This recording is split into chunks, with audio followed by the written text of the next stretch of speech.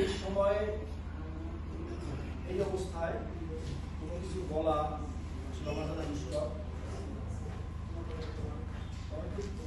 অল্প কথায় যেটা বলবো যে এই প্রতিষ্ঠানকে আমি আমার নিজের প্রতিষ্ঠান হিসাবে নিয়েছিলাম এবং আপনাদেরকে আমি অত্যন্ত নিজের মনে করে গ্রহণ করেছিলাম, কিন্তু আপনারা যে আমাকে এত ভালোবাসেন এটা ভাবলাম না।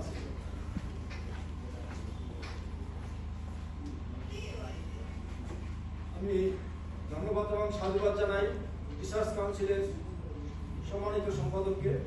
এটা আমার একটা কমিটমেন্ট ছিল যে আমি এই কলেজের রিসার্চ কাউন্সিল দিব এবং একজন সম্পাদক যোগ্য আমি সম্পাদক বানাবো।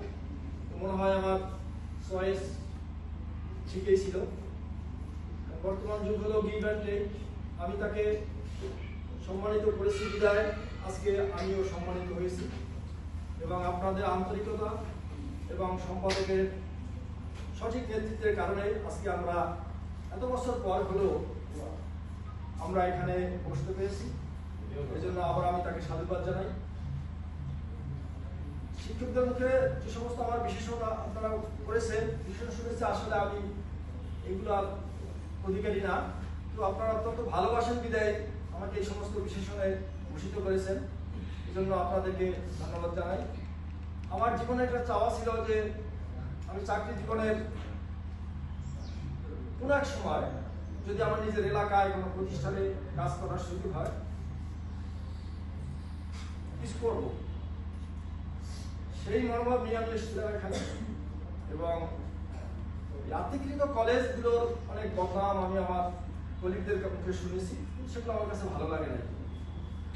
কিন্তু আমি এখানে এসে ঠিক বিপরীত অবস্থা দেখে খুবই মুগ্ধ হয়েছি এবং শেষ দিনেও আমি সেই মুগ্ধতা নিয়েই বিদায় করছি।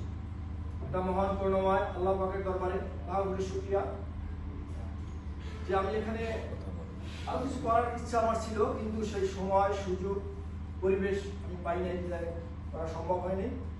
ওই ঘাটতি আমার মনে থেকেই যাবে। আপনারা আমার কাছে সবসময় এই বক্তব্যের মাধ্যমে ক্ষমা চেয়েছেন। আসলে আপনারা কোনো অন্যায় করেননি, কখনো আপনাদের চলন বলনে আমি এই ধরনের কোনো কিছু পাইনি, কাজে ক্ষমা করার প্রশ্নই ওঠে না। আপনারা আমার হৃদয়ে আছেন, যেভাবে আপনাদের হৃদয় আমাকে বসিয়েছে, এবং আশা করি যতদিন বেঁচে থাকবো আপনাদের এই ভালোবাসা, আন্তরিকতা, এই মহানুভবতা নিয়ে আমি থাকবো, এটা আমার মনে থাকবে।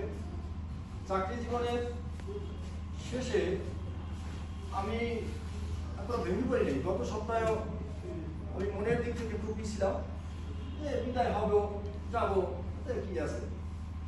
কিন্তু গত 3 দিন থেকে আমার মনটা আসলে বিষাদে ভরে গেছে।